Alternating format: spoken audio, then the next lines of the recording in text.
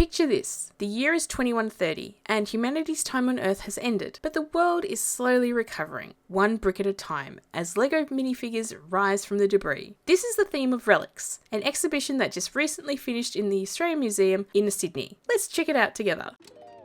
At the start of the exhibition, we are introduced to our guide, Brick Studley, via a short stop-motion film who explains that there is a scavenger hunt that visitors can complete if they wish to do so. There are a total of 15 main pieces. However, embedded into each information board is 2 mini builds related to that exhibition piece, as well as small incidental builds around the exhibition. That's the thing that strikes me about this exhibition, is that as well as the massive builds, there's heaps of little smaller builds to complement each one.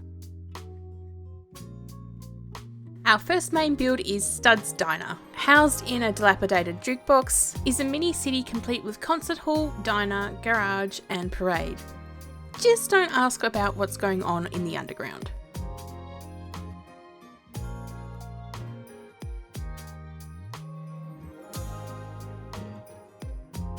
Trashtopia is a city built out of the humans' trash, established when a bunch of minifigures found a trash can upended. In this post-apocalyptic world, Trashtopia is seen as a utopia, where humanity's trash was used to build a brand new city. If you look closely enough, you'll see the minifigures using humans' waste to create new things, as well as carting away milk bottles and cans to create something new with.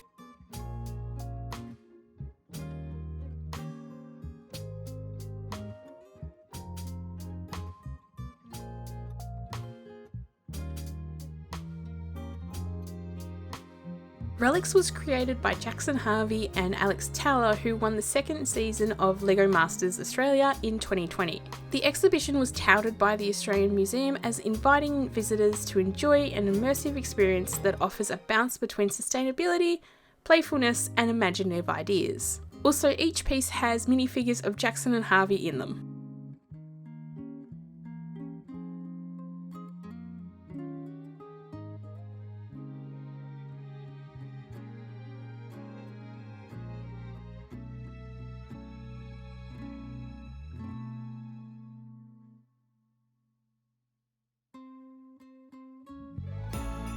Next, we see the entertainment industry being rebuilt in Cathode Studios, using TV sets from predominantly the 50s, 60s and 70s. Each television set was either a home for a TV studio set or film set, or showing us some of Cathode Studios' best work. If anything, this piece reminded me of how chunky TVs used to be, and how TV sets used to have different looks to them. They're not just a black panel like they are now. I particularly love the wooden TV set. My grandparents used to have one of these when I was incredibly small, and once the tubes in it finally broke and it was no longer usable, my nan decided to sit the new TV on top of the old TV. This was also back when Tasmania only had 2 TV channels. Next is Storytellers Nook. Housed in a library of a home of an eccentric book collector, minifigures have been sent here to learn about the humans and to preserve the history that's kept within the books. Over time, some of the minifigures that lived in these shelves started to create their own subcultures around the books that they were reading. This is a really awesome concept that was executed perfectly. The shelves are absolutely stuffed with old books, and there's several small builds throughout the shelves in between the books.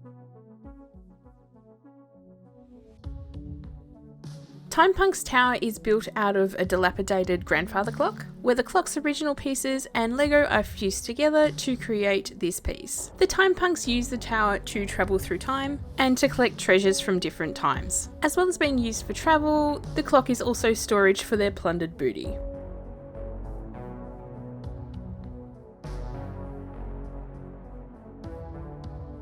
Deep within the basement of a crumbling museum, an abandoned researcher's office has been transformed into one of the most prestigious institutions of the post-human world, the Museum of Manufactured History. Here we see a group of minifigures going on a school excursion, as well as other guests who are looking at the exhibition pieces. We also see that the ill-fated researcher's desk is turned into storage for the museum, which, if I'm honest, if you asked any researcher or archivist if they'd like their desk turned into a museum, I think they would be very happy for that to happen.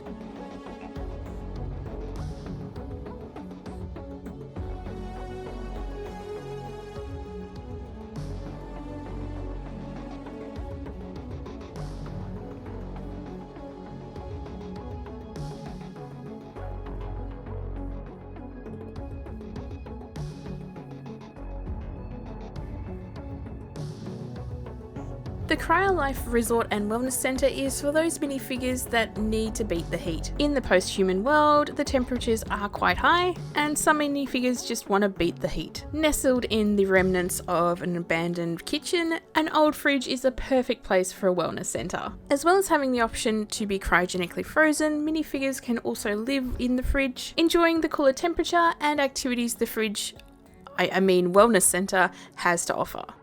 An old upright piano is the centrepiece of the next exhibit, 88th Street. The Grand Theatres of 88th Street house the brightest stars of the 2530s, home to theatres that house magicians and singers. If that's not your thing, you can go down a level and spend time with the more vaudevillian performers. Just be careful how low you go, because the Phantom of 88th Street still haunts the insides of the piano.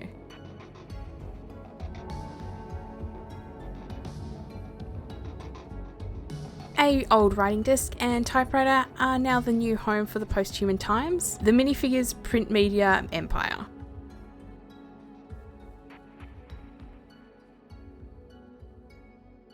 In Beatlesville, a 60s Volkswagen Beetle have become the home of an oil-obsessed dictator surrounded by a band of motor-headed hooligans. The residents of Beatlesville use the leftovers of the Beatles engine to generate power for the ramshackle town. The signage gives some subtle hints to the Beatles, which I personally enjoy, and Beatlesville itself definitely gives Mad Max style vibes. Near one of the back wheels, somebody has decided to set up their own little piece of tranquility, away from the madness of the main settlement of Beatlesville. Now, my only minor critique is that they used a white beetle and Beatles references throughout the signage. Why not, set up 4 minifigures and a zebra crossing? I'm sure some of their material made it through to the post-apocalyptic world. Moving on. Bleach Beach is what happens when the minifigures find a decaying jet ski abandoned on what used to be the coastline. It turns into a party town and golf course, of course. So essentially the Gold Coast. Bleach Beach also has a motel with a water park, and it looks like everyone's enjoying themselves there.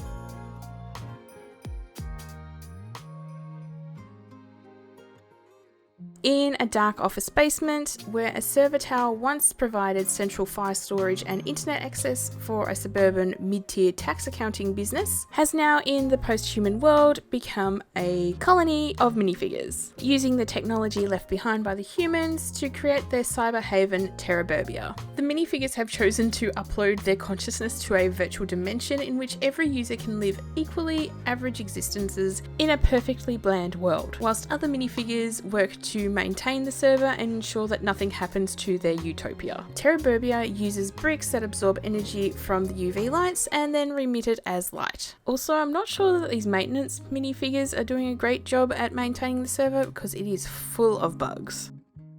The New World Credit Union was established in an ATM that was torn apart in the chaos of humanity's final days on Earth. Finding a new life in the post-apocalypse, this ATM is now the home to the New World Credit Union's main office. The marble hall and the entrance foyer definitely give that old world opulence. Little does the New World Credit Union know that they are currently being broken into though.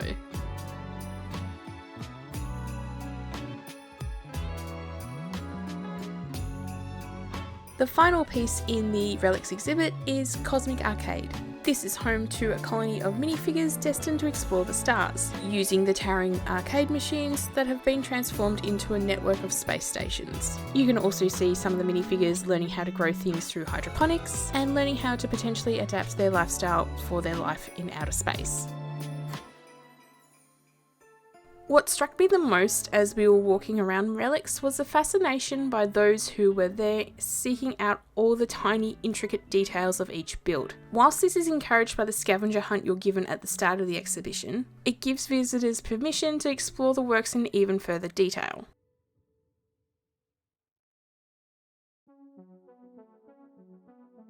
As I mentioned in the intro, Relics has just finished in Sydney.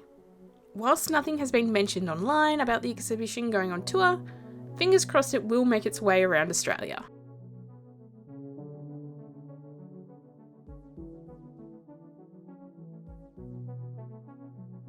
Also at the end of the exhibition there is a video of Jackson and Alex talking about some of the themes behind the exhibition and also showing some of the behind the scenes. Relics has an interesting twist on the rebuilding of the world post-humans. The use of antiquated goods and how the LEGO minifigures interact with them is a really interesting format to convey the theme of a post-apocalyptic world. Everyone who was there during our visit was really drawn in by each piece, and it was very amusing to hear older attendees explain what certain pieces were or their memories of those items. The TVs in particular seemed to blow the minds of some of the kids there. At the end of the exhibition there was a section for people to build pieces to put on display, which was pretty neat. Did you see Relics whilst it was on display in Sydney? If you did, what was your favourite piece? Let me know in the comments below. Also, if you weren't able to make it, are you hoping it visits a museum near you?